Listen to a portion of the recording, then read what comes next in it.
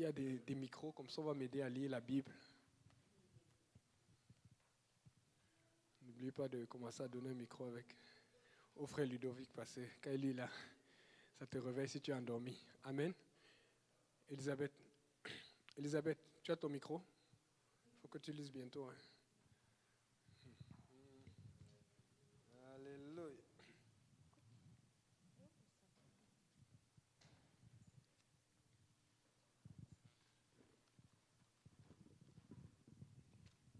Est-ce que quelqu'un peut lire Juge, chapitre 20, versets 47 et 48?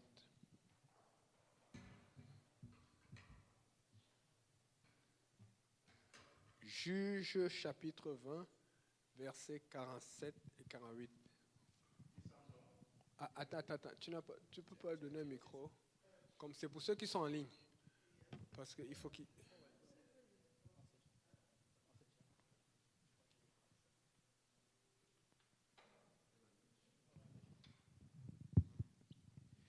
« 600 hommes qui avaient tourné le dos et qui s'étaient enfuis vers le désert au rocher de Rimon demeurèrent là pendant 4 mois. Les hommes d'Israël revinrent vers les fils de Benjamin et ils les frappèrent du tranchant de l'épée, depuis les hommes des villes jusqu'au bétail et tout ce que l'on trouva. Ils mirent aussi le feu à toutes les villes qui existaient. »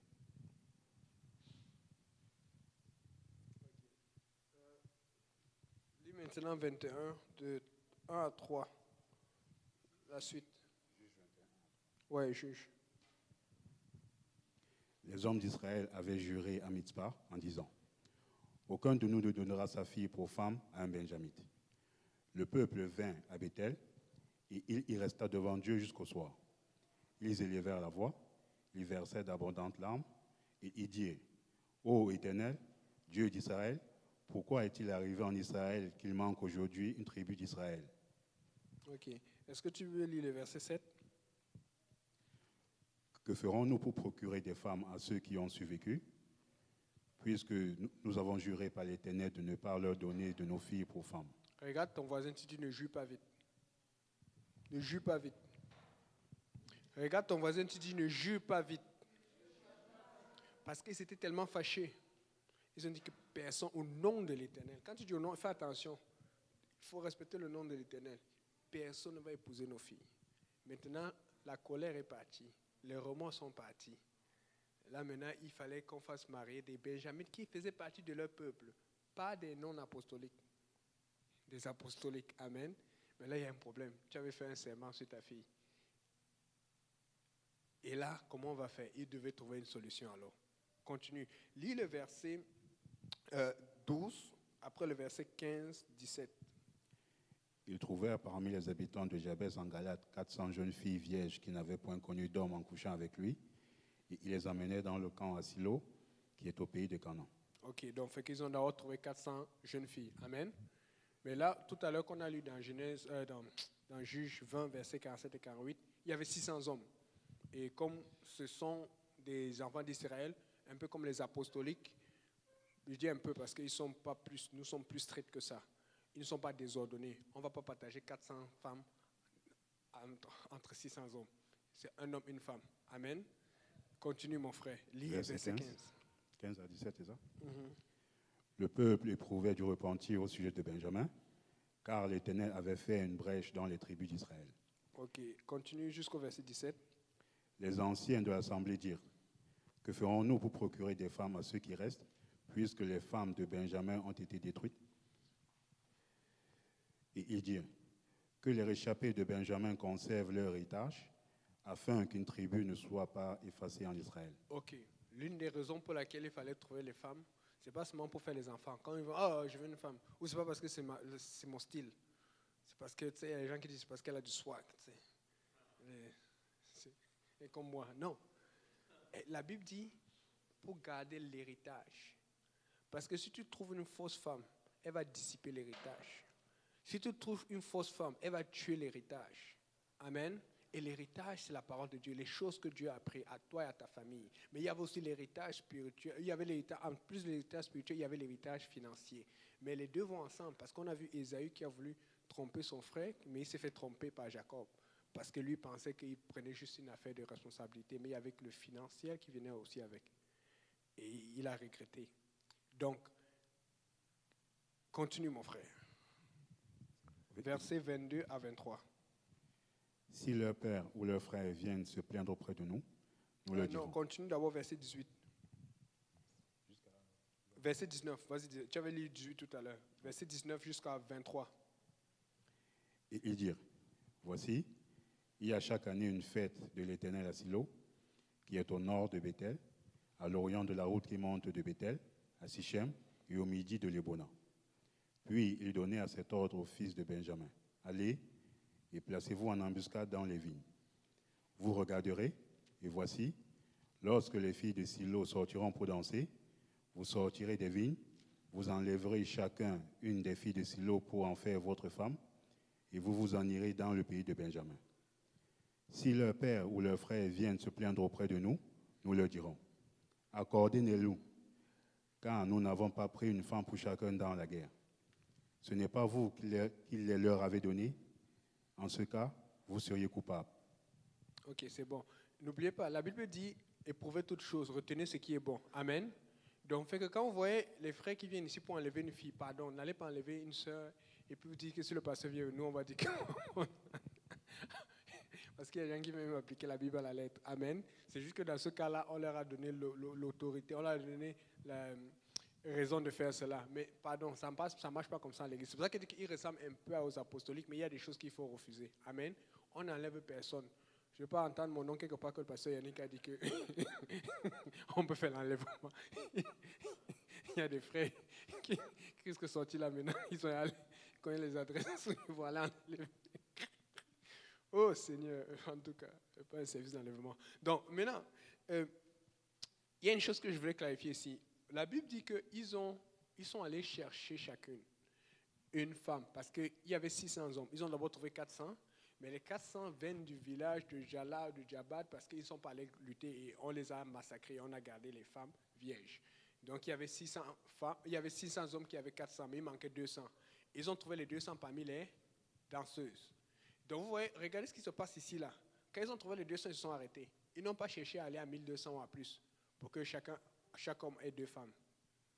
Même dans l'Ancien Testament, on comprenait que c'est un homme et une femme. Les gens qui disent que l'Ancien Testament c'était la polygamie, ce n'est pas que Dieu est d'accord. Il a toléré, mais ça ne veut pas dire que Dieu est pour ça. Nous sommes dans un cas où une tribu a failli être éradiquée parce qu'elle a fait quelque chose d'abject. Ils avaient tué, ils avaient violé, ils avaient fait des choses que Dieu n'aimait pas. Mais on a tué tous ceux qui ont fait cela. Mais il y avait d'autres guerriers qui avaient fui la guerre. Mais quand on a tué tous ceux qui sont restés chez les Benjamites, il y a eux finalement qu'on voulait détruire, mais ils ont eu pitié. Et ça, c'est Dieu qui a fait cela pour qu'on sauve d'autres guerriers qui étaient peut-être sûrement plus nobles. Et à ce moment-là maintenant, on les a sauvés, mais on veut que le nom de Benjamin continue. Si tu restes seul là, pour ceux qui veulent, il y a des gens qui sont hommes et qui veulent adopter, ou femmes qui veulent adopter, ça ne marche pas comme ça. Si tu veux que la génération continue, il faut que tu aies une femme. Amen. Et quand on doit trouver une femme, ce n'est pas suffisant. Il faut que tu aies une femme qui est capable de faire garder l'héritage. C'est pour ça qu'en Israël, quand tu es juif, c'est quand ta mère est juive. Parce qu'elle sait qu'elle va t'apprendre des choses des juifs. Le père, souvent, il sort beaucoup, il n'a pas le temps. Donc, ici, ils arrivent et on leur trouve 400 femmes et puis on trouve 200 qui complètent, un homme, une femme, pour faire régner les Benjamites chez eux, pour les faire évoluer et garder leur héritage. Nous sommes dans une situation là où des gens, on ne voulait pas qu'ils meurent, on voulait qu'ils soient conscients. Donc on leur montre déjà le bon exemple. Mais il y a des gens pour montrer le bon exemple, ils disent que non, les chrétiens peuvent... Non. Un homme, une femme. Amen. Mais ce n'est pas tout. Le frère lui doit lui tout à l'heure. Ils étaient stressés pour savoir comment ils allaient trouver. Parce qu'ils savaient qu'ils peuvent trouver les femmes partout. Mais ils ont dit, il y a une fête de l'Éternel. Amen. Si tu peux lire encore le verset là pour qu'on comprenne comment ils ont trouvé, le critère pour trouver. Voici, lis seulement le verset 19. Et ils dirent, voici, il y a chaque année une fête de l'Éternel à Silo, qui est au nord de Bethel, à l'orient de la route qui monte de Bethel. Chaque année, il y a une fête de l'Éternel, c'est-à-dire que chaque année, il y a une conférence. Il y a des conférences, il y a des activités qui sont des fêtes de l'Éternel. Donc, c'est pour ça que nous, on ne va pas dans les fêtes du diable. On ne va pas dans les boîtes de nuit. On ne va pas dans les clubs. On va dans les fêtes de l'Éternel. Là où il y a la musique de l'Éternel. Là où on adore l'Éternel. Là où on élève le nom de Jésus. Donc si tu veux être béni, que tu sois homme ou une femme, c'est en ayant l'habitude d'aller dans les fêtes de l'Éternel parce que c'est là où tu vas trouver ta bénédiction. Amen. C'est là où il y a la bénédiction, dans la fête de l'Éternel. Maintenant, ma question. Ça, je pense que je vais poser la question à tout le monde ici. Il faut que je sache le passé de chacun. Qui aimait beaucoup danser ici, là? C'est Emmanuel, amen. Si tu ne levais pas en premier, là, j'allais te tuer. On en a vu. Il y a des gens que tu regardes sur les vidéos, tu dis, tu n'as pas pris ça dans l'église. Frère Brunel aussi, hein? Tu dansais beaucoup. C'est vrai, souvent qu'elle a deux, il y a un truc qui fait ça, il tourne comme ça, là. Il pense qu'il fait la danse classique. En tout cas, c'est qu'elle a. Tu ne sais pas. Ici, si tu mens ici, tu es un péché. C'est aussi la même chose comme le ciel. Tu ne dansais pas. On n'a pas parlé de bien ou pas bien. Tu dansais. Parce qu'il y a rien qui dit qu'il ne dansait pas bien, mais qui faisait des. Frère Wilderson. Où était dansé? Danser pour bon Dieu ou danser pour. Les deux. Bon, c'est plus on sait déjà, on l'a déjà attrapé. Je l'ai piégé avec Hochelaga. Frère Ludo.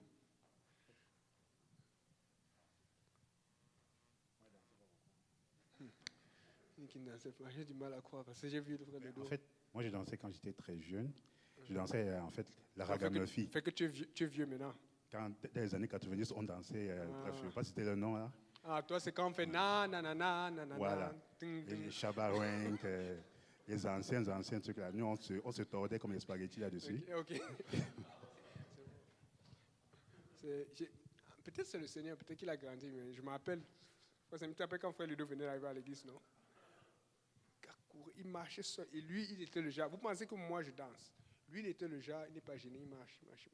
Un jour, c'est arrivé au moins 3-4 fois. Frère, tu te rappelles, le pasteur est en train de prêcher. Il dit, il faut adorer Dieu, il faut donner gloire à Dieu. On voit frère Ludo qui se lève.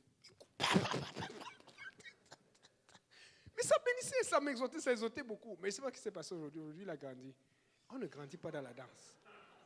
Je vous dis, allez chercher les vieilles vidéos. Souvent, c'est difficile parce qu'il y a tellement de 10 minutes. Après, tu te rappelles, non? Tu te rappelles? Le gars, c'est ça qui donne gloire à Dieu, c'est qui est inattendu. Et c'est ça le titre de mon message, une adoration imprévue ou inattendue. Vous savez, des fois on se dit, Seigneur, je cherche une réponse depuis. Tu sais que tu peux avoir ta réponse maintenant, non? Mais le problème, c'est que tu es en train d'évaluer. Non, comment? Mon image, qu'est-ce qu'on va dire de moi? Quand même, je suis responsable. Comment je vais expliquer ça? Oh, l'esprit m'a poussé, c'était difficile. Quand je me suis levé, mes orteils sont baissés.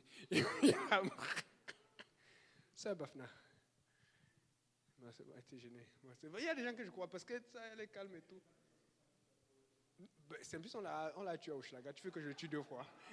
on a sorti tout son. On a sorti tout son truc. Et puis il y a des choses que finalement, j'ai appris récemment qu'il y a des endroits qui donnent souvent la seulement à la télé parce que dans l'esprit, tu avoues des choses que tu n'avoues pas quand tu es dans l'intimité. Donc je ne vais pas trop l'exposer. Ouais. Non, on connaît la Viviane. Je vous ai dit qu'on l'a reconnue au football. Le premier jour qu'on est venu ici, là, elle était un peu comme la sœur Maritza qu'elles sont venues. Le premier jour qu'ils sont venus à l'église, ils ont commencé à danser, courir même plus que les gens qui sont là depuis 3-4 ans. Je sentais qu'ils attendaient ça. Amen. Bon, le frère Jeff, il danse souvent, mais il est un peu calme. Mais je ne sais pas comment il était dans le monde. Frère Jeff, est-ce que tu dansais un peu ou pas du tout? Tu dansais beaucoup ou étais dans... Hein? Non, tu ne priais pas quand tu n'étais pas là. Quand tu ne connaissais pas Dieu. Ouais, les gars sont en train d'arranger le CV ici. Ils veulent tellement bien paraître. Il n'y a pas de CV. Nous sommes brisés. Nous sommes avant Dieu. Oui. Oui, comment ça expose, non? Amen. Donc, ça, Jacqueline, tu dansais?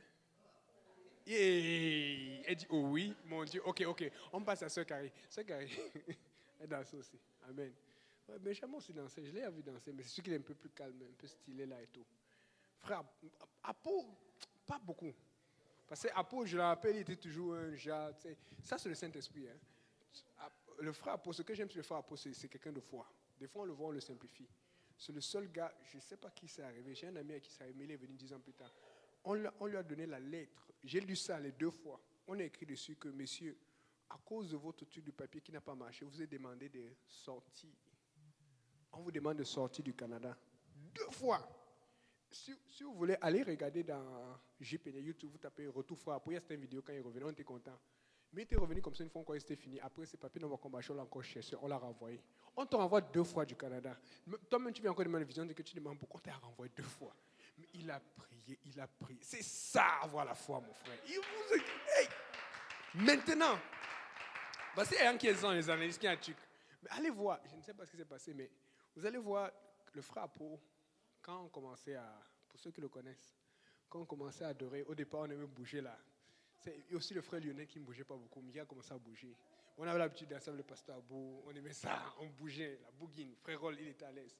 Mais il faut pour danser, mais toujours genre stylé. Mais après son premier voyage, il bougeait un peu plus.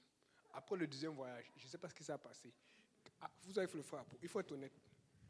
Il n'est pas là pour chercher si tu as le style. Il n'est pas capable de faire le truc de frère Brunel comme ça. Après, il va au piano. Mais lui, il a compris que c'est une chose. Que Dieu est digne d'adoration, il va le louer. C'est de ça qu'on est en train de parler. Donc, tu vas voir les gens, tu te dis, quand tu les vois, ça t'exhorte parce que tu vois que non, bon, il n'a peut-être pas les moves comme le frère Yannick ou le frère Simplice, il n'a même pas le move que de tel, mais il danse. Donc, où était dansé, hein? Dansait beaucoup? Avant? C'est que cette image a tellement l'air d'être dans l'église de Londres que tu ne sais pas. Mais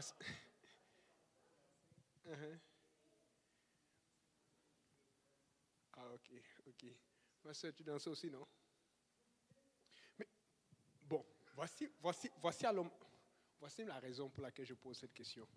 C'est que, qu'est-ce qui s'est passé entre le temps où tu étais dans le monde, quand on te voyait, si on trouve même vos vidéos, on va te voir, tu as fait ça. Tchac, tchac. Il y a des gens qui, si on te voit même trouver les photos, tu es au sol. Mais pourquoi tu arrives à l'église, tu es devenu responsable? Puisqu'on dit, je suis dans la joie quand je vais à la maison de... On dit, David dansait comme un malade. On te parle de folie dans la maison de Dieu. Mais qu'est-ce qui s'est passé entre-temps? Il paraît que Dieu t'a rendu sérieux pour que tu arrêtes de pécher, pas pour que tu arrêtes de danser. Dieu a voulu que tu continues de danser, mais que tu changes juste le rythme de musique. Que tu changes juste l'ambiance, le style. Au lieu que ce soit sensuel ou bizarre ou des choses, ça devient... Dieu est admirable, il est tout pour moi. Et puis tu vas avec les ceux qui font ça. Tout pour moi, tout pour moi. Ah non, ça me tue. Bon, il faut que je donne les secrets. Hein. Les gars ont été à la maison. C'est quand nous on parle souvent là. Je vais vous donner un secret que les frères aiment beaucoup. C'est quand les soeurs font ça là. Et mettent les longues robes là. Et puis ça tape le sol. Oh, on dit que non, ça c'est l'église sanctifiée. Vous connaissez des fois les soeurs sont... Il faut voir que je trahisse ces choses. De toute façon. Parce qu'il faut voir que tu fasses ça parce que tu veux maintenant que le frère voit comment ça tape, ça nettoie le sol. Il faut que tu fasses ça parce que l'esprit te touche. Tu vois un peu? Nous aimons l'église. Amen? Donc, qu'est-ce qui s'est passé entre-temps? Parce qu'il y a des gens ici que j'ai entendu parler. Il y a d'autres que j'ai vus. Amen? Souvent, je parle du pasteur Lionel parce que je l'ai vu. Le pasteur Lionel, c'est quelqu'un qui a été en fait là. Il était gêné. Moi, personnellement, je trouve qu'il danse beaucoup plus maintenant dans l'église que dans le monde.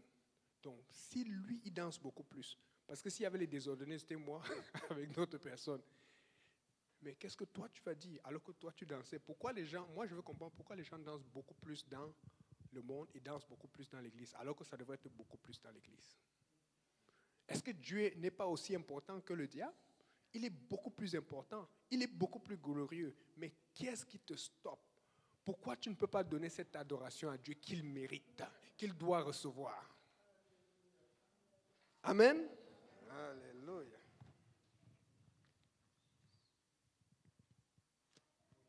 C'était quoi le style de chacun d'entre nous? Donc, vous savez comment se déroule une fête? Il y a des choses qu'il faut avoir. Première chose, la musique. Quand tu rentres là, tu entends d'abord.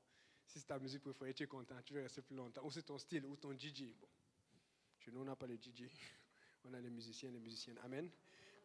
On a la chorale et tout. Il y a l'ambiance. Il y a la bouffe. Il faut qu'il y ait la nourriture. Amen. Il y a aussi la boisson. Il faut qu'il y ait la boisson. Bon, chez nous, c'est la boisson spirituelle, pas les boissons alcoolisées. Amen. Alléluia. Il y avait aussi une chose qu'il faut. Quand tu allais à la fête, il y a quelque chose qu'il fallait qu'il y ait. Quand tu allais à une fête, il y a quelque chose. Il y a quoi d'autre? L'alcool. On a parlé de la boisson tout à l'heure. C'est rentre dedans. Mais l'ambiance, on a parlé de l'ambiance. Il y a l'ambiance, il y a la musique. Il y a quelque chose d'autre. Nyama. La bouffe, c'est ça qu'on a dit tout à l'heure. Je parle en français parce qu'ils ne comprennent pas tous nos mots.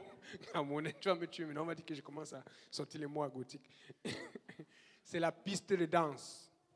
Quand une fête, tu n'as pas vu, tu n'aimais pas les fêtes quand c'est des petits anniversaires chez des amis, c'est serré. Parce que tout le monde veut danser. Tu n'as pas vu que c'était pas. Tu savais qu'il y a quelqu'un qui allait. On n'a pas besoin d'inviter les gens. D'autres, on avait besoin d'inviter. Mais vous avez vu ici à l'église, souvent c'est difficile que ça commence. Mais une fois que ça a commencé, c'est facile de suivre. Il fallait qu'il y ait la piste de danse. Parce qu'on voulait danser. Surtout que les gens avaient mis le. Je ne sais pas pour toi. Est-ce que tu as apporté ce qu'on appelle les pointinini? Tu n'as pas connu ça. Hein? Nous, dans le temps, quand tu veux aller à la fête, la première chose qu'il fallait faire, et c'est pour ça que pour certains d'entre nous, des fois on vous dit, vous n'écoutez pas, mais pour nous, ça a été facile, certaines choses, la sanctification. Parce que moi, quand je sortais, je devais porter ce qu'on appelle les pointini. C'est les grosses chaussures style italienne là, qui sont pointues comme ça, longues là. Parce que quand tu marches, tu fais ça. Et tu portes les jeans un peu serrés là, ça monte, ça te donne. Tu fais, c'est un peu comme, tu peux marcher comme John Travolta. Et puis maintenant, tu arrives avec le jeu de lumière, tu arrives dans la fête. Tu fais d'abord le moonwalk, tu descends un peu peut-être. Avec la pointinini, ça faisait comme ça. Hey, mon Dieu, je travaille l'image. Et Dieu veut travailler sur ton image pour la sanctifier. Tu es en train de lutter. Vous voyez un peu. Donc, il faut qu'il y ait la piste de danse. Et puis après, il y a des extras, les cadeaux, ou les extras du DJ, ou telle chose et tout. Mais, vous savez, il y a deux choses qui ne manquaient jamais. La première chose, c'est la bouffe et la boisson, parce que ça va ensemble. Amen. Il faut manger, il faut boire. OK? Parce que tu vas avoir la force de danser. Et la deuxième chose, c'était la danse. Amen. Je pense qu'elles ont compris, elles sont sensibles à l'esprit. Comment on parlait tantôt, juste pour dire que moi, justement, quand je faisais des concours de Michael Jackson, je faisais le moonwalk et tout. C'était grave. Envoyez-moi les vidéos. On va faire que des montages. On va montrer avant, après. On ne va pas monter les montages pour montrer les chansons du monde, mais on va montrer d'où il vient. Comme ça peut justifier. Amen. On va voir avant, après. Amen. Donc, il y a des gens qui dansaient bien. Il y a des gens qui ne dansaient pas bien. Amen. Mais n'empêche que danser, ça te réjouissait. Parce que souvent, même quand tu ne dansais pas bien, j'ai vu des gens qui ne dansaient pas bien. Quand ça devenait chaud, ils faisaient des choses. Mais après, tu voyais que la personne était heureuse. Pourtant, la personne était gênée avant. La personne se rend compte qu'elle a été relâchée. Il faut comprendre que juste avant le côté spirituel, il y a quelque chose qui te relâche quand tu commences à danser. Ça te déstresse. Des fois, tu es stressé. Parce que le diable stresse tout le monde. Des fois, tu es angoissé parce qu'il angoisse tout le monde. Est-ce que tu sais que juste danser va te sortir des problèmes? Les gens ne comprennent pas. Juste danser va te donner une bonne humeur. En fait, quand tu commences à danser, à te mouver, à te relaxer, tu es en train de dire que je vais devenir le thermostat, je vais contrôler ma situation. Amen. Je vais contrôler ma situation. Je ne vais pas me laisser avoir par l'angoisse, par les problèmes, par le stress et par la situation qui est autour de moi. Amen. Dans cette fête-là, nous savons que la bouffe peut représenter ou représente la parole de Dieu, la boisson, le Saint-Esprit. Nous voulons être remplis du Saint-Esprit. Tu veux toujours beaucoup boire à siester. Et la danse, la louange et l'adoration. Mais est-ce que tu sais que la danse, ça stimule les autres? Vous vous rappelez, je prêchais cela au Schlager la dernière fois, mais je n'avais pas prévu. J'avais déjà pris mes notes. Mais le dimanche, je suis passé. Qui était là au service à Saint-Laurent dimanche, je suis passé. Pas dimanche hier, dimanche, je suis passé il y a 2 semaines. Le pasteur Graham avait préparé un message et c'était quand l'esprit bouge, le titre de son message. Et il n'avait dit à personne. Mais l'esprit a bougé. Allez voir la vidéo sur JPENIA, environ 31 vidéo en direct, 31 minutes à 33e minute. Vous voyez le pasteur Graham qui est parti, en train de danser. Vous savez ce que ça fait? L'église a suivi, ça a bougé. Parce que je l'ai vu danser il y a longtemps, je l'ai vu courir, mais ça faisait très longtemps qu'on ne l'avait pas vu. Mais quand quelqu'un qui n'a pas l'habitude de courir ou de danser, pour différentes raisons, se met à le faire, ça donne encore plus gloire à Dieu. Amen. Parce que quand tu es habitué au move des gens qui bougent déjà là, ça devient la routine. Parce que lui, il a déjà vaincu son problème. Mais Dieu est encore en train de te regarder. Toi, tu n'as pas encore vaincu. Donc, qui sait, peut-être les prochains services, ici ou ailleurs, tu risques de voir la sœur Bafna qui part maintenant. Mais regarde comme si on l'a tué. Qui sait? Parce que c'est ça que Dieu est en train de faire. Dieu est en train de vouloir te montrer que même au-delà de tous ceux qui te regardent, il veut que tu lui donnes la gloire. Vous savez, des fois, tu dis, Seigneur, je vais te servir, je vais te glorifier. Il y a tellement de petits détails dans lesquels tu peux donner gloire au Seigneur Jésus.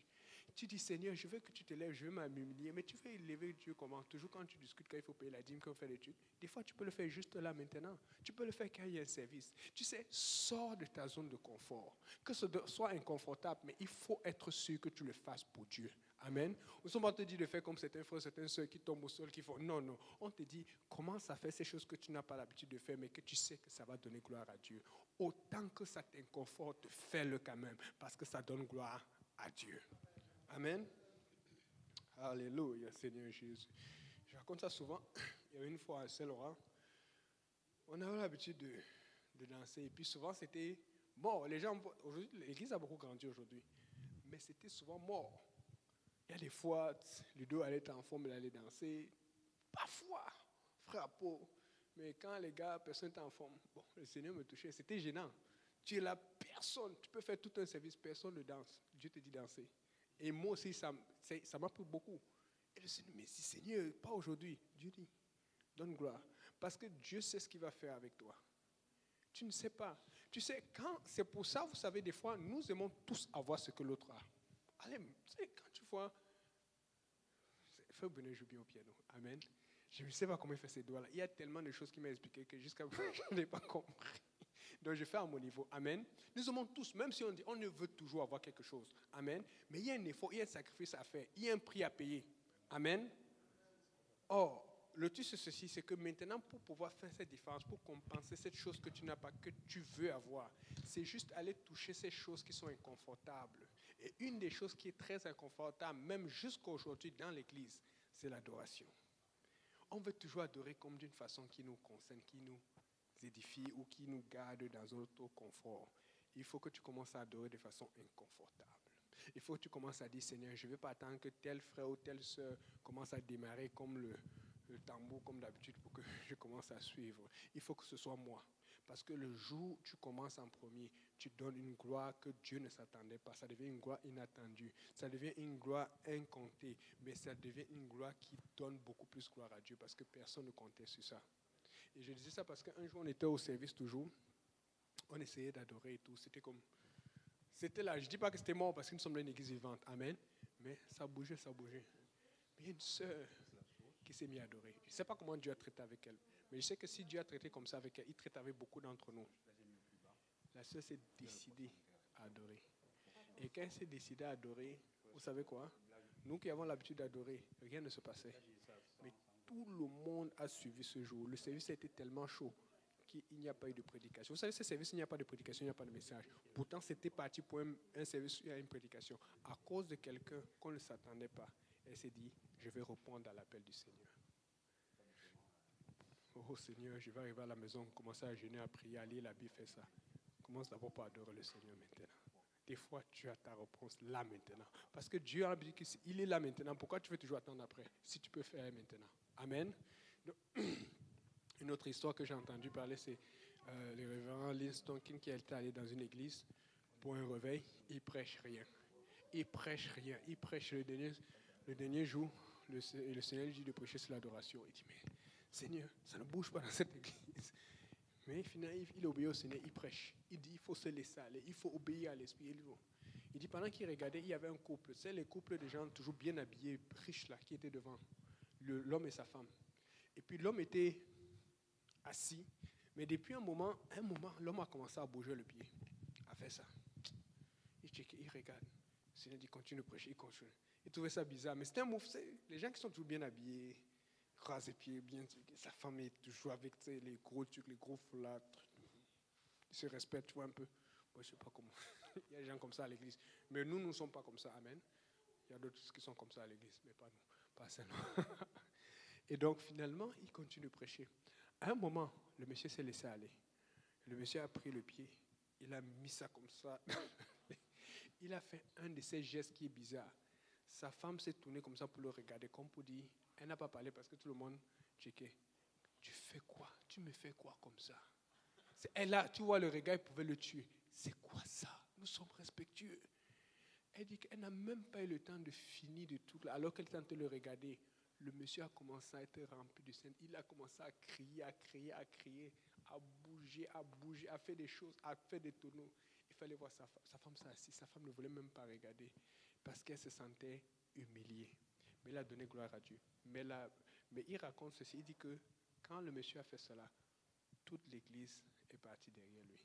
Et jusqu'à aujourd'hui, il y a ce réveil, il y a un très grand réveil dans cette église. Parce qu'un a dit, je vais mettre ma richesse de côté. Je vais mettre ma dignité de côté. Je vais penser à la dignité de Dieu. Amen. Alléluia. Regarde ton voisin, tu dis, élève Dieu. Amen. Acte 16, versets 25 et 26.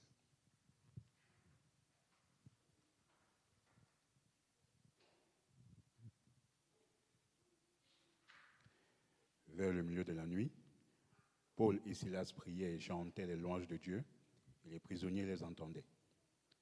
Tout à coup, il se fit un grand tremblement de terre, en sorte que les fondements de la prison furent ébranlés. Au même instant, toutes les portes s'ouvrirent, et les liens de tous les prisonniers furent rompus. Ok. La Bible dit que vers le milieu de la nuit, ils étaient en train de chanter des louanges. Ils adoraient Dieu. Amen. Ils chantaient des louanges. Vous savez que louange, il y a mouvement. Adoration, on est un peu plus touché et tout ça là. Mais le truc, c'est qu'on a toujours tendance à se dire qu'ils étaient là. Ils étaient assis. Alléluia. Tu as gagné la... Non, quand tu lis la Bible, quand tu regardes ce qui se passe, ce n'est pas ça qu'ils faisaient.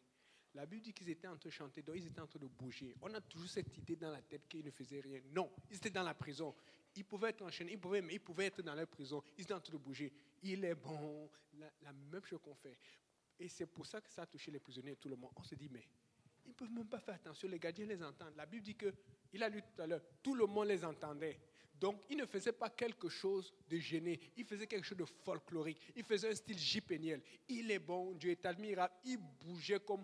On se dit, mais ces gens-ci, il n'y a pas de différence entre être en prison et ne pas être en prison pour eux. Mais c'est ça qui doit nous arriver. Nous, pas nous tous, mais il y a certains d'entre nous, quand ils sont en prison, on va savoir qu'ils sont en prison. Quand tu es enfant de Dieu, que tu es en prison ou pas en prison, c'est Dieu qui fait ma joie. Ce n'est pas la prison. La prison vient fermer tellement de gens et c'est pour ça que le diable envoie cette persécution, parce qu'il sait que ça fonctionne. Il faut qu'aucun problème ne t'empêche d'adorer Dieu. Et il faut qu'aucun problème, quand c'est le temps de louer, tu loues. Mais il y a tellement de gens qui n'arrivent pas à louer à cause de la situation, de la tendance, de ce qu'on lui a dit et de ce qu'on a fait. Tu dois avoir ta joie parce que la Bible dit que Jésus-Christ est le même hier, aujourd'hui et éternellement. Amen. Donc, vous avez vu, c'est grande personne de Dieu. Tu veux être homme de Dieu, femme de Dieu, tu dois adorer. Tu veux être homme de Dieu, femme de Dieu, tu dois servir le Seigneur. Amen. Regardons un peu David. Lisons 2 Samuel 6, versets 13 à 14.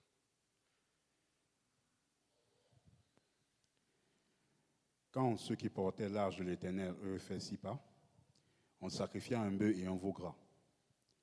David dansait de toute sa force devant l'Éternel, et il était ceint d'un éphod de lin. Ok, donc fait que pourquoi ils ont sacrifié, c'est parce qu'au départ, ils ont fait quelque chose qu'il ne fallait pas. Regardons ce qu'ils ont fait qu'il ne fallait pas. Chapitre 6, versets 2 et 3. Non, pardon, toujours le même chapitre, 2 Samuel 6, mais descends, lis les versets 2 et 3, s'il te plaît. Je descends, je monte. Non, lis en bas, lis les versets 2 et 3. Et David, avec tout le peuple qui était auprès de lui, se mit en marche depuis Baal-Juda pour faire monter de là l'arche de Dieu, devant laquelle est invoqué le nom de l'Éternel des armées qui réside entre les chérubins au-dessus de l'arche. Ils mirent sur un char neuf l'arche de Dieu et l'emportèrent de la maison d'Abinadab sur la colline. Uza et Ashjo, fils d'Abinadab, conduisaient le char neuf. Continue. Ils l'emportèrent donc de la maison d'Abinadab sur la colline. Uza marchait à côté de l'âge de Dieu et Ahio allait devant l'âge. David et toute la maison d'Israël jouaient devant l'Éternel de toutes sortes d'instruments de bois de cyprès, des harpes, des luttes, des tambourins, des sistres et des cymbales. Lorsqu'il fut arrivé à l'ère de Nacon, Uza étendit la main vers l'arche de Dieu et la saisit, parce que les bœufs la faisaient pencher. La colère de l'Éternel s'enflamma contre Uza, et Dieu le frappa sur place à cause de sa faute. Uza mourut là, près de l'âge de Dieu. Ok. Dieu le frappa sur place à cause de sa faute. Donc il a fait quelque chose. Tu ne touches pas à la présence de Dieu comme cela. Ils n'étaient pas préparés. Ils n'ont pas suivi les règles. Mais pourtant, tu pouvais voir qu'ils voulaient bien faire. Ils ont pris un chat neuf que personne n'avait utilisé. Ils ont pris une paire de bœufs bien dodus, tout bien tête. Donc tu pouvais voir qu'il y a la bonne volonté. Mais la bonne volonté ne suffit pas. Il faut obéir. Tu peux venir avec ton habit propre, bien repassé, stylé, couturé, surtout pour les sœurs. Des fois, je sais que c'est comme pour nous, les hommes, là. Nous, on sait comment gérer. Mais je comprends souvent les sœurs. Parce qu'elle s'est bien, elle a bien tué, qu'elle s'est parfumée, elle s'est mirée. Si vous dites que vous ne pouvez pas mirer avant de venir à l'église, vous mentez. Vous êtes miré. Amen. donc, elle a fait tout cela. Elle s'est fait belle. Et puis elle sent l'esprit qui dit, va, Seigneur, tu sais que tu parles à moi, c'est pas au frère à côté. Parce que tu vas dire que tu vas transpirer. Ils ont pris une paire de bœufs, des chats neufs, tout allait bien. Ils ont voulu faire ce qui était bien pour faire plaisir à Dieu, mais quelqu'un est quand même mort parce qu'ils n'ont pas fait ce que Dieu voulait. C'est-à-dire que même si tu es bien habillé, même si tu viens d'acheter des nouvelles chaussures que tu as commandées de Amazon ou de Reebok ou de quoi seulement, si Dieu te dit bouge, bouge. S'il ne dit même pas bouge, danse. Parce que l'obéissance veut mieux que le sacrifice. Amen. Donc, la Bible dit maintenant ce que le frère lui doit lire tout à l'heure, verset 6 en premier, ça dit ceci, qu'ils ont sacrifié, quand ils ont compris cela, c'est d'abord on a retourné l'arche, mais après on est encore reparti chercher l'arche, et ils ont fait ceci. La Bible dit que chaque fois qu'ils faisaient 6 pas, ils sacrifiaient. Ça veut dire ceci. 1, 2, 3, 4, 5, 6. Mon frère, essaie encore, pardon, s'il te plaît. Tu peux te lever. Je veux qu'on réalise comment c'était long, comment c'était difficile. Mets-toi ici, là. Fais 6 pas et puis tu fais un signe comme si tu sacrifiais. Fais 6 pas. Vas-y. 1, 2, 3, 4, 5, 6. Sacrifice. Tu peux faire un sacrifice à le couteau, tu peux aussi danser, je ne sais pas. Ok, fais encore 6 pas.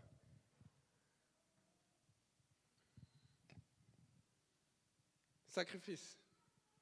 Vous voyez que ça commence à devenir long, n'est-ce pas?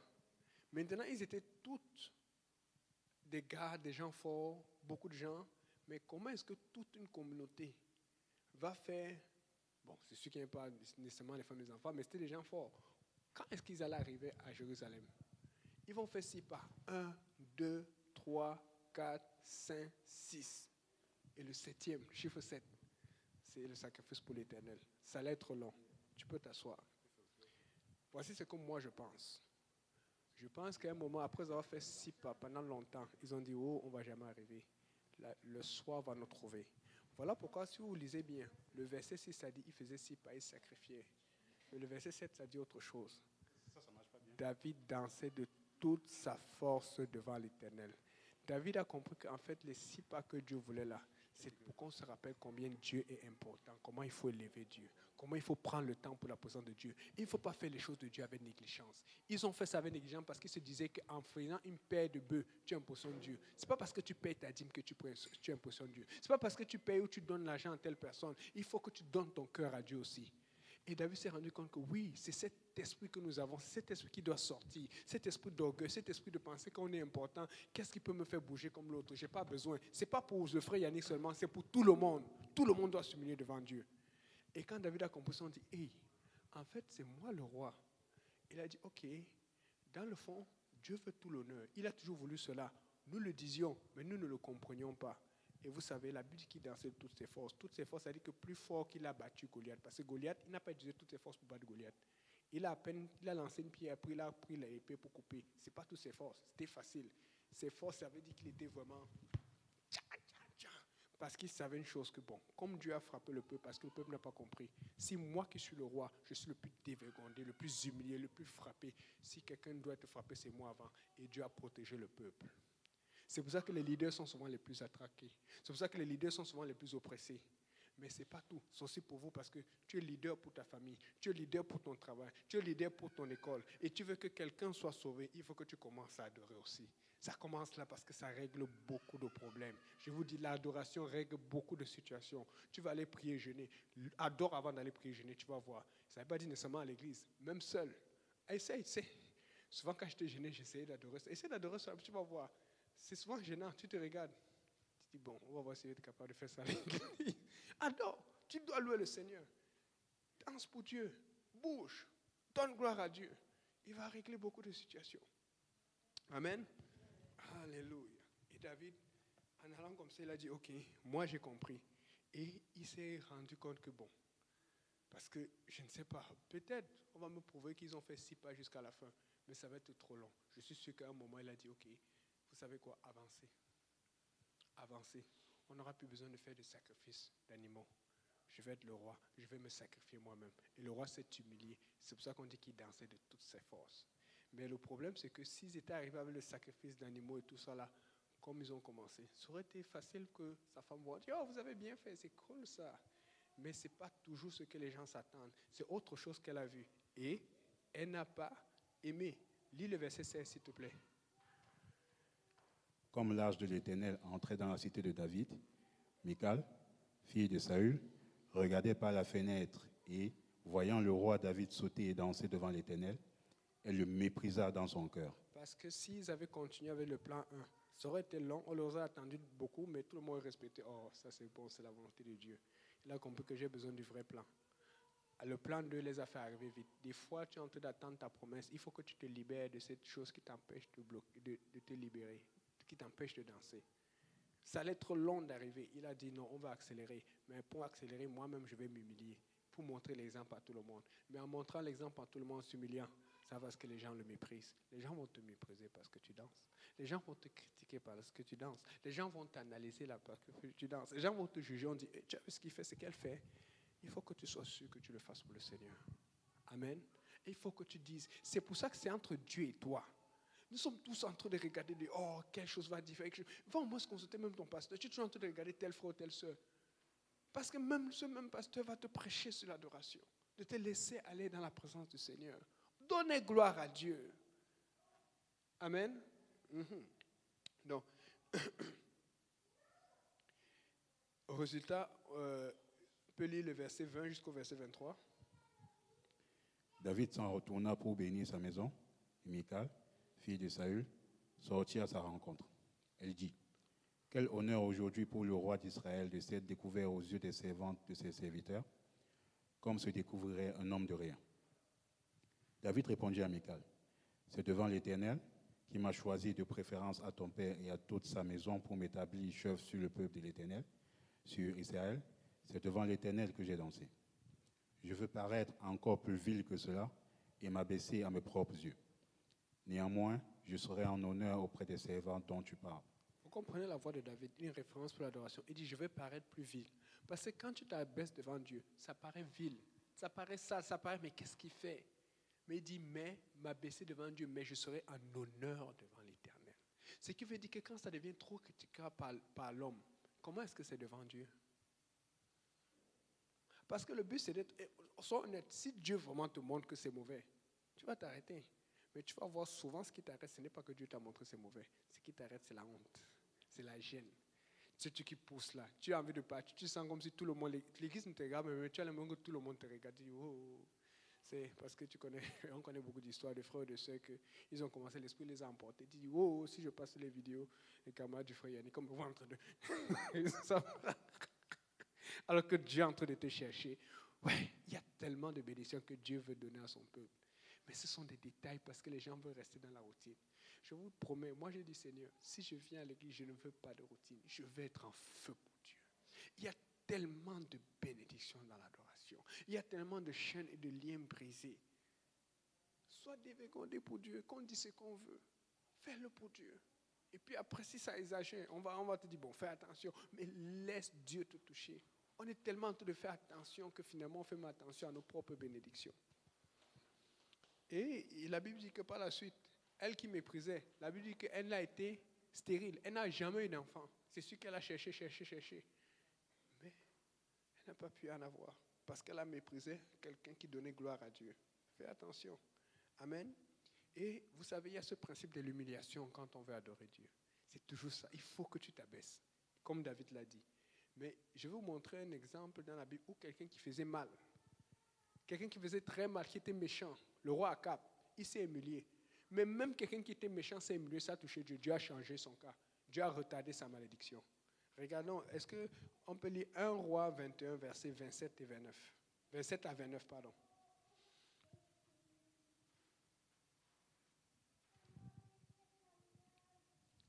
Après avoir entendu les paroles d'Élie, Akab déchira ses vêtements, il mit un sac sur son corps et il jeûna. Il couchait avec ce sac et il marchait lentement. Et la parole de l'Éternel fut adressée à Élie, le Tishbite, en ces mots. As-tu vu comment Akab s'est humilié devant moi? Parce qu'il s'est humilié devant moi, je ne ferai pas venir le malheur pendant sa vie. Ce sera pendant la vie de son fils que je ferai venir le malheur sur sa maison.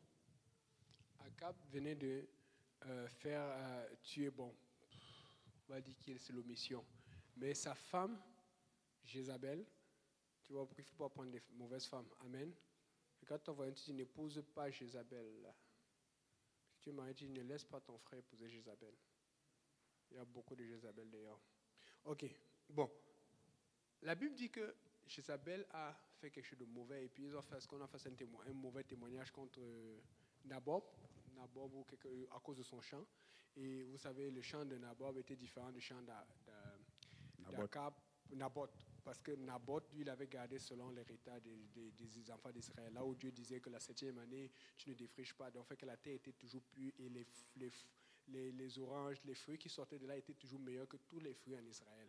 Il respectait et il ne coupait pas certains coins comme la loi d'Israël disait pour que si le pauvre passe, il soit béni. Et quand Dieu voit ces détails, quelqu'un qui faisait ce que Dieu disait, Dieu bénissait le champ. Et quand Akab a vu ce champ, il a dit, waouh, j'aimerais avoir cette terre. Parce qu'Akab avait l'argent, il pouvait avoir tout.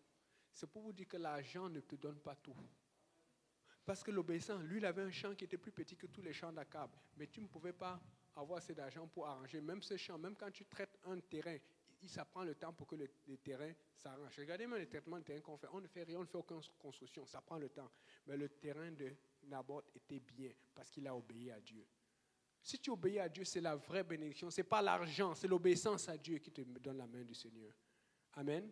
Et quand Akab a vu ça, il a convoité, il a demandé, Naboth a dit que Dieu me garde de donner l'héritage de mes pères. Il n'a même pas rejeté parce qu'il ne voulait pas avoir. Il a dit, c'est quelque chose qu'on m'a donné et que j'ai dû garder. C'est une doctrine qu'on m'a donnée. C'est ça qui m'a protégé, qui a protégé ma famille. C'est ça qui nous protège. Je ne peux pas aller la vendre pour n'importe quoi. Tu ne vends pas ta consécration. Même si tu n'as pas ce que tu veux. Tu ne vends pas tes engagements avec Dieu. Oh non, le pasteur ou telle chose a fait cela. Tu ne vends pas ta consécration. Amen. C'est avec Dieu que tu as fait un contrat. Et donc, Akab alors, la Bible dit qu'on a fait cela, et lui on est venu le voir, et lui il a pris, il était content, il s'est réjoui, il était triste, parce qu'on lui a refusé. Il prend, il rentre dans le terrain.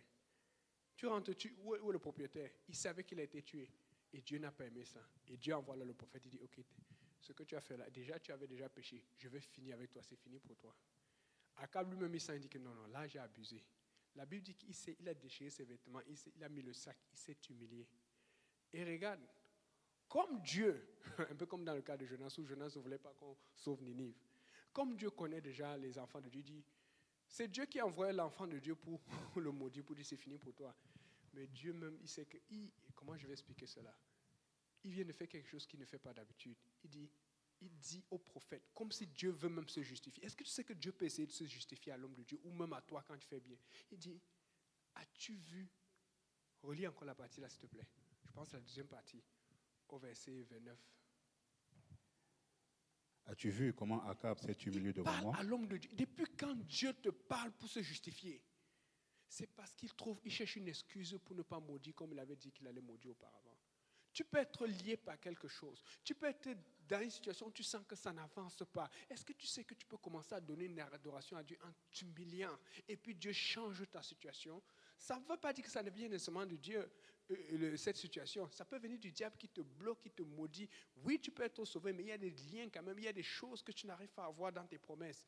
Mais est-ce que tu sais que l'humilité, des fois tu penses que tu es humble. Est-ce que tu es sûr que tu es vraiment humble? Voilà quelqu'un qui est méchant, qui n'avait aucune raison. Il savait qu'il faisait déjà mal. Mais il s'est rendu compte que là, il avait abusé. Mais maintenant, pourquoi Dieu accepte ça? Parce que Dieu savait que nous allons lire cela. Il est en train de montrer que, regardez, si un méchant qui est roi, qui est important, est capable de s'humilier et de me toucher, c'est ce que je suis obligé de me justifier avec mon prophète. Dieu qui se justifie avec son prophète. Combien de fois toi, si toi tu es déjà dans sa présence, parce que nous prenons ça pour acquis, nous sommes tous dans la présence de Dieu, mais tout le monde ne se comporte pas dans la présence de Dieu comme Dieu voudrait. C'est une chose d'être dans la présence de Dieu, mais est-ce que tu peux agir pour montrer l'exemple à d'autres personnes qui ne font pas ce que Dieu veut? Mais il faut que tu agisses parce que les gens te regardent. Tu vas t'humilier, les gens te regardent. Tu vas t'humilier, les gens t'observent. Mais tu es en train de dire, Seigneur, j'ai un contrat, toi et moi. Je m'en vais vers ma bénédiction. Je vous promets, ces choses marchent, mais les gens prennent ça à la légère. Ça fonctionne vraiment. Et donc, regardez un peu la femme syrophénicienne. Marc 7, versets 24 et 29.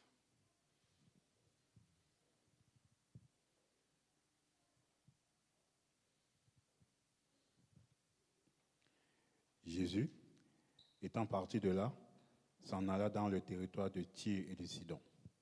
Il entra dans une maison, désirant que personne ne le sût, mais il ne put rester caché. Car une femme, dont la fille était possédée d'un esprit impur, entendit parler de lui et vint se jeter à ses pieds. Cette femme était grecque, syrophénicienne d'origine. Elle le pria de chasser le démon hors de sa fille. Jésus lui dit, « Laisse d'abord les enfants se rassasier, car il n'est pas bien de prendre le pain des enfants et de le jeter aux petits chiens. » « Oui, Seigneur, lui répondit-elle, mais les petits chiens, sous la table, mangent les miettes des enfants. Alors il lui dit, « À cause de cette parole, va, le démon est sorti de ta fille. » Ok, donc on ne va pas rester là longtemps parce que tout le monde connaît cette version. Amen. Tout le monde a entendu une prédication là-dessus. Mais ce que je veux apporter ici, c'est que l'offense n'est pas venue du diable dans ce cas ici. L'offense est venue de Dieu. Donc tu peux être dans une situation, c'est Dieu même qui t'offense. Moi, je pense que j'ai des situations que j'ai identifiées comme ça, là où j'ai senti que c'est Dieu qui a envoyé cela. Parce que Dieu t'offense, parce qu'il veut te bénir. Il t'offense parce qu'il veut enlever quelque chose qui n'est pas bon en toi. Rappelez-vous, Jacob a lutté avec Dieu. Ils ont lutté toute la nuit. Pourquoi tu veux bénir quelqu'un si tu vas lutter avec lui? C'est parce que tu veux frapper quelque part. C'est parce que tu vas enlever quelque chose. C'est parce que tu veux lui donner beaucoup, peut-être beaucoup d'argent, peut-être beaucoup de situations, peut-être beaucoup de santé. Mais tu vois son attitude, tu dis que ça va être un problème avec cette bénédiction que je vais lui donner. Et la Bible dit qu'après avoir lutté avec Dieu, même si Jacob était béni, la Bible dit qu'il boitait. Il boitait. Il boitait. Il boitait. Il boitait. J'insiste là-dessus parce que Dieu va donner un message. La Bible dit que lorsque Jacob a envoyé de parler à Ésaü, et Ésaü est venu avec 400 hommes, Jacob a eu peur. Mais les gens se demandent, mais pourquoi alors dans Genèse 33, verset 4, Ésaü ne l'a pu tuer?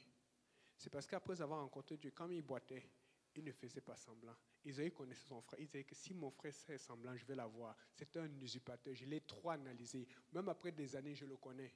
Mais il regarde de loin, il ne fait qu'approcher. Il voit son frère qui boite. Il dit non, le gars l'a fait semblant. Il regarde de loin, il voit son frère qui boite. Il dit ce gars a fait semblant. Mais finalement, il approche, il dit non. Il voit que ce gars boite vraiment. Il dit oh, Dieu a dû le martyriser. En fait, Dieu est en train de te faire boiter parce qu'il veut te bénir. Dieu est en train de faire boiter pour éloigner ton ennemi. Dieu est en train de te faire boiter pour te faire avancer. Mais toi, tu dis, Seigneur, c'est trop, je ne veux pas cette situation, je ne veux pas ce fardeau, alors que Dieu veut te bénir. Pour cette femme, il a fallu qu'il offense, qu'il dise quelque chose qui allait nous choquer, nous chasser nous-mêmes. Mais c'est ça qu'il a fait pour la bénir. Et elle a dit, je fais fi de ce que tu me dis. Tu peux m'insulter, tu peux te moquer de moi, mais je veux la guérison de ma fille. Tu veux la guérison aujourd'hui, demande à Dieu de t'humilier. Tu veux une ouverture aujourd'hui, demande à Dieu, Seigneur, brise-moi. Brise-moi. Oh Seigneur Jésus. Prions un peu Dieu. Seigneur Jésus, Père éternel. Nous ressentons ta présence fortement en ce moment et nous prions, Seigneur, que tu brises quelqu'un, Seigneur. Quelqu'un ici présent, quelqu'un en ligne qui a besoin d'obéir à ta parole et juste de faire ce que tu dis, de faire fi de ceux ou de celles qui le regardent ou la regardent, Seigneur, de faire fi des regards accusateurs, de faire fi des regards christiques. Seigneur, quelqu'un en ce moment a besoin juste de prendre une décision et de tenir cette décision, de prendre un engagement et de tenir cet engagement, Seigneur, de prendre le courage de se lever et de dire non à Satan, de se lever et de dire non au diable, de se lever et de dire non à la maladie, de se lever et de dire non à la malédiction familiale, aux liens ancestraux, toutes ces choses, de se lever et de dire oui, Seigneur Jésus, je vais m'humilier, je vais te servir, je vais te louer, je vais te donner gloire. Yataraba sotoro shetana, ekeraba etaraba osea yatoro sa sheta, eroporoka nete yatara sandiro shata. Alléluia, Seigneur. Oh Seigneur Jésus, alléluia, Papa. Oh Seigneur, que nous puissions tous t'obéir. Alléluia. Vous savez, l'adoration imprévue, ce n'est pas juste louer Dieu, c'est aussi poser des actes imprévus. Amen. Un des actes on ne va pas les lire, mais vous pouvez aller voir ça dans Nombre 25, versets 6 et 13, c'est le sacrificateur fini. En ce moment, il y avait trop d'impudicité qui commençait à entrer dans Israël. Et Dieu n'aimait pas ça. Normalement, il fallait lapider, il fallait tuer, mais personne ne le faisait plus. Même Moïse était dépassé. La Bible dit qu'il y a un Israël qui est passé avec une fille d'ailleurs, une autre païenne. Et quand elle est passée, le sacrificateur fini a vu ça, il a dit non, ça ne se peut pas. Il a pris l'épée, il les a transpercés tous les deux. Bon, maintenant nous sommes à Montréal, il y a beaucoup d'impudicité, il y a beaucoup d'iniquité, d'infamité. N'allez pas transpercer quelqu'un vous dit que le frère est négligent. Il donne un exemple pour montrer qu'il faut haïr le péché. Tu dois haïr, tu dois prêcher contre cela. Amen. Aujourd'hui, on prêche, on ne tue pas avec l'épée. Amen. Mais il est en train de montrer que cet acte de Finé a tellement plu à Dieu qu'il a dit, je vais bénir Finé en plus et sa famille. Personne n'a eu le courage de le faire, mais quelqu'un a dit non. Je sais que Dieu n'aime pas ça. Il y a tellement de choses que tu vois autour de toi que Dieu n'aime pas. Je ne suis pas en train de dire d'aller tuer quelqu'un. Je te dis, mais qu'est-ce que tu fais pour que ça s'arrête? Tu vois des gens qui sont possédés par l'alcool, des gens qui sont possédés par la drogue, des gens qui sont possédés par la cigarette, des gens qui ont des problèmes d'affection. Tu vois, tu envoies à ton école, à ton travail. Qu'est-ce que tu fais pour pouvoir? Il faut que tu poses un acte concret. Tu dis, Seigneur, je veux que ces situations changent. Amen. Alléluia, Seigneur. Et la Bible dit, Luc 21, versets 1 à 4. Quelqu'un peut lire? Le frère lui donnait pas là, juste un micro rapidement. Je peux prendre son micro? Ok, ouais, Luc 21, versets 1 à 4. Prends celui-là rapidement.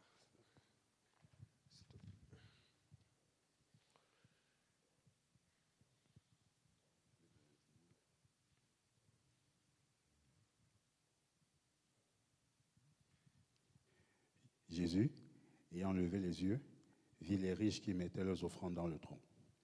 Il vit aussi une pauvre veuve qui y mettait 2 petites pièces. Et il dit, je vous le dis en vérité, cette pauvre veuve a mis plus que tous les autres. Okay, donc fait que probablement il y avait des gens qui avaient $100,000 qui ont donné la dîme $10,000, des gens qui avaient $200,000 qui ont donné $20,000 ou qui ont donné moins ou plus. Mais la Bible dit que lui, il a regardé ce que la femme a donné, il dit elle a donné plus que tout le monde parce qu'elle a donné de son nécessaire. C'est pour ça que je vous dis que ne soyez pas impressionnés par ceux qui savent danser, qui savent courir ou qui sautent tellement haut, tu dis waouh, c'est impressionnant. Dieu est en train de demander, toi, qu'est-ce que tu veux faire? Tu veux dire que même si tu ne sautes pas bien ou tu ne sautes pas haut, tu ne peux pas sauter? Tu veux dire que même si tu ne danses pas bien, que tu ne danses pas stylé ou avec des tours ou tout ça, tu ne peux pas danser? Vous voyez un peu ce que Dieu est en train de dire. En fait, Dieu est en train de montrer par ce verset que ce que tu fais, n'ayant pas les talents, n'ayant pas les moyens des autres, a plus de valeur que ceux qui ont déjà ce talent et ces moyens. Donc, c'est pour ça qu'il dit à Gédéon, va avec la force que tu as. Tu as tout ce que tu as besoin. Tu as toi. C'est Dieu qui t'a créé. Mais il faut que tu décides de le faire. Amen. Et donc, on voit dans Abraham, Genèse 22, verset 5. C'est un acte très important. Il dit, restez ici. Moi et le fils, nous allons adorer. Il s'en va sacrifier son fils. Mais il appelle ça adoration. Il y a des gestes qu'il faut poser parce que tu veux changer la situation. parce que tu veux la main de Dieu. Et les gens vont appeler sacrifice, erreur ou bonne action ou quoi. Mais toi, tu appelles ça adoration. Amen. Daniel 3, verset 6. Est-ce qu'on peut lire ça?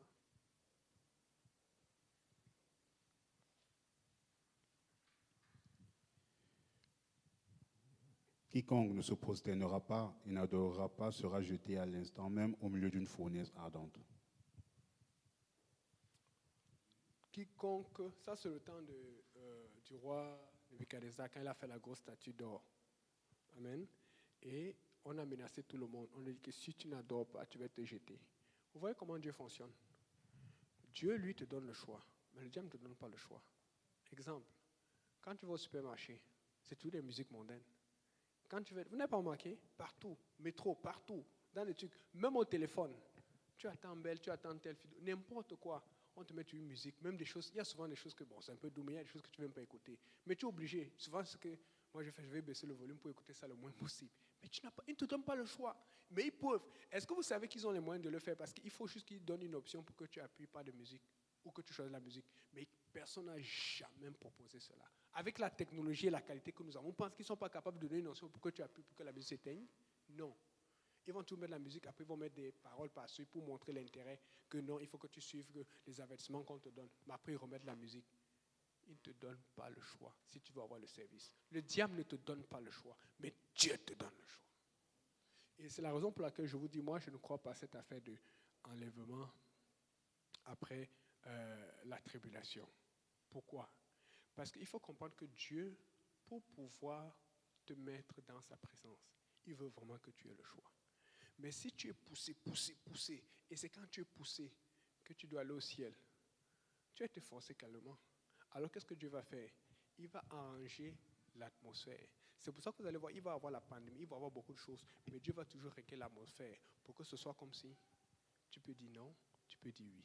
Mais il va envoyer les prophètes, les pasteurs, les prédicateurs pour vous avertir. Parce qu'on dit que ce n'est pas la folie de la prédication. Parce que alors qu'il n'y a aucune fou, alors qu'on voit quelques signes, mais on n'est pas sûr que c'est ça. Maintenant, ils sont en train de prêcher, les gens les appellent fous. Mais il a dit que ce n'est pas la folie de la prédication que vous allez te sauver. Et donc, si tu trouves qu'ils sont assez fous pour toucher ton cœur et que la parole de Dieu passe par eux, tu dis oui, c'est vrai. Et c'est comme ça que le Seigneur va revenir. Alors que les gens ne s'y attendent pas. Soit qu'on dit de deux personnes qui seront ensemble ou qui sont en train de travailler ou de moudre ensemble, ça parle de tranquillité. Pourtant, la grande tribulation, il n'y a pas de tranquillité. Tout le monde est en train de mourir. Si tout le monde est en train de mourir, tout le monde va se mettre... Ceux qui ont entendu parler de ça vont faire attention parce qu'ils ont peur d'aller en enfer. Mais pourquoi beaucoup de gens vont être surpris? C'est parce qu'ils sont toujours en train de penser qu'ils ont le temps. Tout va bien, je vais faire ça plutôt en train de procrastiner. Nous attendons le prochain événement que l'Église entend. C'est l'enlèvement. Qu'on ne vous mente pas, ce n'est pas la grande tribulation, c'est l'enlèvement. Mais même en attendant cela, Dieu met encore cette même atmosphère autour de nous, ici et à l'église. C'est cette atmosphère qui fait ce que tu as le choix d'adorer ou de ne pas adorer. Tu as le choix de jeûner ou de ne pas jeûner. Écoute, jeûner, je jeûne souvent. Souvent, je casse le jeûne, souvent c'est dur. Mais qu'est-ce qui est plus dur entre jeûner et adorer? Moi, je pense que c'est jeûner, n'est-ce pas? Alors, pourquoi alors tu vas laisser la honte te bloquer? C'est ce que je dis, des fois, il y a tellement de choses que nous avons comme difficulté dans l'évangélisation, dans le ministère. Mais il y a des choses qui sont à notre portée, mais nous ne les faisons pas. Je suis en train de vous dire, brisez cet esprit qui vous empêche d'adorer. C'est un avantage que Dieu vous donne que vous n'utilisez pas. Si Dieu te dit, lève-toi au milieu de la salle, lève-toi au milieu de la salle et marche devant tout le monde. Je m'en fous du reste, moi je vais chercher ma bénédiction. Je ne sais pas.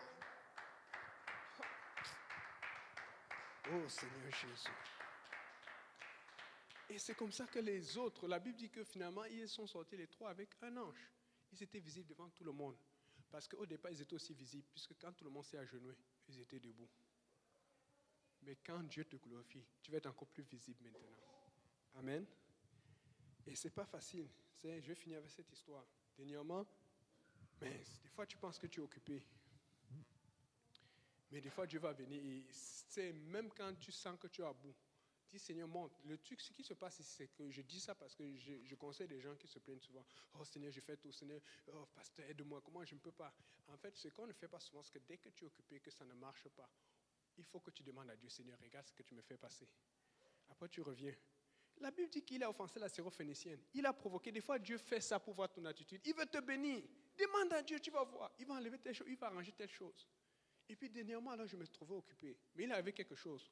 Vous vous rappelez, dernièrement, dans les réseaux sociaux, on a commencé à montrer une vidéo du Brésil, là où les gens commençaient à adorer Satan en pleine nuit. Ils ont fait un scénario là où ils tuaient Jésus et tout, ils se moquaient. Et puis, plus tard est arrivé le déluge. Bon. J'ai à peine regardé ça parce que ça passait et tout, mais moi, je sais que tout ça, c'est le blasphème, c'est pas bon et tout. Mais il y a un jeune avec qui je fais l'étude et tout. Tu sais, il y a des jeunes avec qui je travaille souvent, mais il y a un d'eux que je vois moins souvent parce que, bon, lui, il avait l'air moins impliqué. Vous voyez un peu? Et aussi souvent difficile, il y a les parents, il y a d'autres choses, il y a d'autres situations, il y a aussi la crainte. Mais lui, je ne savais pas, ça l'a beaucoup marqué. Ça l'a tellement beaucoup marqué qu'il y a un canal dans lequel on échange souvent.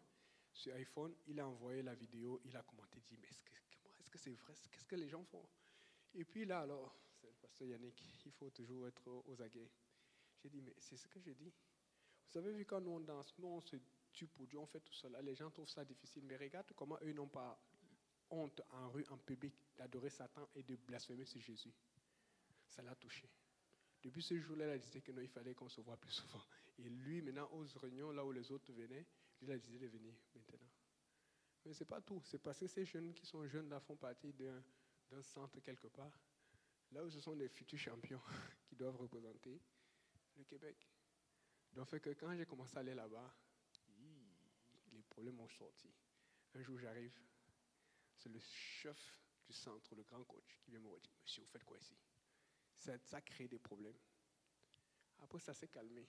Mais ça a donné du zèle aux gens. Ils se sont rendus compte qu'en fait, ce qui est en train de faire, c'est qui est mal. On ne dit rien. Et tout le monde montre ça sur vidéo. Mais nous, on essaie de faire ce qui est bien. Mais les gens viennent commencer à se fâcher. Comme quoi vous détonnez des enfants. Vous faites ta. Vous comprenez un peu? À 15 ans, 16 ans, tu n'es plus un enfant. Tu es assez mature. Vous comprenez un peu? Vous êtes en train de faire ce qui est bien. Mais on vous critique. Mais eux, ils font ce qui est mal. On ne les critique pas, qu'on les apprécie. Écoute, quand tu es dans la maison et la présence du Seigneur, c'est bien d'adorer. Mais ça va être gênant. C'est ça le défi. Ce n'est pas de faire ce que tout le monde fait. C'est faire ce que tu sens que Dieu te dit de faire que tout le monde ne fait pas. Je te le dis, il y a cette conviction en ce moment. Garde cette conviction. Il y a cette force en ce moment. Garde cette force. Il y a cette envie à ce moment. Garde cette envie. Tu vas voir comment Dieu va agir. Amen. Alléluia. Est-ce qu'on va se lever? On va prier. On va louer le Seigneur.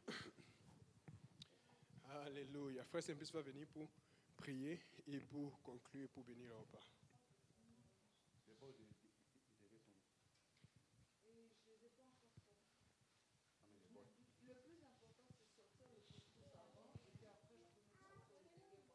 Alléluia, merci Seigneur. Gloire soit rendue au Seigneur. Est-ce qu'on peut acclamer le Seigneur? Oh, kataraba shata yataraba kotorebe sheketerebe kiraba kotore.